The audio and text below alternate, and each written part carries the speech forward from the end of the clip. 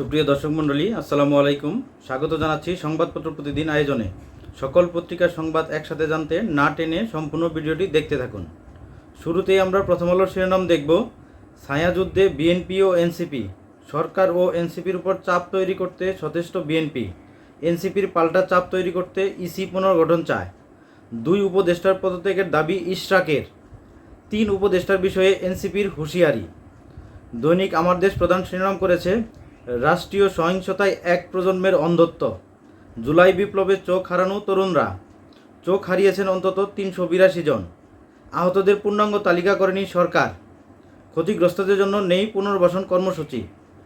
দৈনিক যুগান্তর প্রধান শিরোনাম করেছে, শহর বন্দর গ্রাম সর্বত্রই দেশি ফ্রিজের দাপট।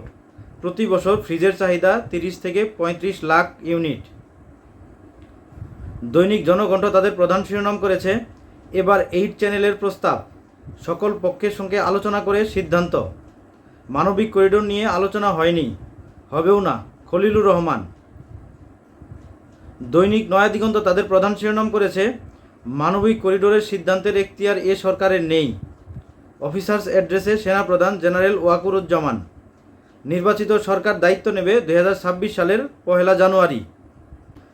বাংলাদেশ প্রতিদিন প্রধান শিরোনাম করেছে, মেয়র ইস্যুতে রাজনীতিতে ভিন্ন মোড়। বিএনপি নেতা ইশরাক হোসেনকে ঢাকা সিটি কর্পোরেশনের মেয়রের দায়িত্ব বুঝিয়ে দেওয়ার দাবিতে টানা 8 দিন ধরে আন্দোলন চালিয়ে যাচ্ছে তার সমর্থকরা। কালবেলা তাদের প্রধান শিরোনাম করেছে, ঢাকার 2 সিটি নির্বাচন আয়োজনে ইসিকে চিঠি দিচ্ছে সরকার। ডিএনসিসি নিয়ে উদ্বিগ্ন পরিস্থিতি এবং 2 সিটির নাগরিক সেবা বিঘ্নিত হওয়ায় সংকট নিরসনে এমন উদ্যোগ। দৈনিক সমকাল তাদের প্রধান শিরোনাম করেছে, জামাতের পর বিএনপির সঙ্গেও বিবাদে এনসিপি। সরকারের কর্তৃত্ব নিয়ে বিএনপির সঙ্গে বিরোধ। 71 নিয়ে জামাতের সঙ্গে বিভেদ। এনসিপির নেতৃত্বের মধ্যেও প্রভাব পড়েছে। দৈনিক কালের কণ্ঠ তাদের প্রধান শিরোনাম করেছে, অসহযোগে অচল রাজস্ব খাত। এনবিআর 2 ভাগ। মঙ্গলবার থেকে সব কার্যক্রম বন্ধ। ঝুঁকি বাড়ছে আমদানি রপ্তানি বাণিজ্যে।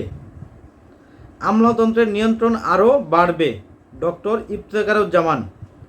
ডিসিসিআই ব্যবসা বাণিজ্য নিয়ে উদ্বিগ্ন ব্যবসায়ীরা। সম্পূর্ণ ভিডিওটি দেখার জন্য ধন্যবাদ এবং আগামীকালের আয়োজন দেখার আমন্ত্রণ জানিয়ে আজকের মতো বিদায় নিচ্ছি। খোদা হাফেজ।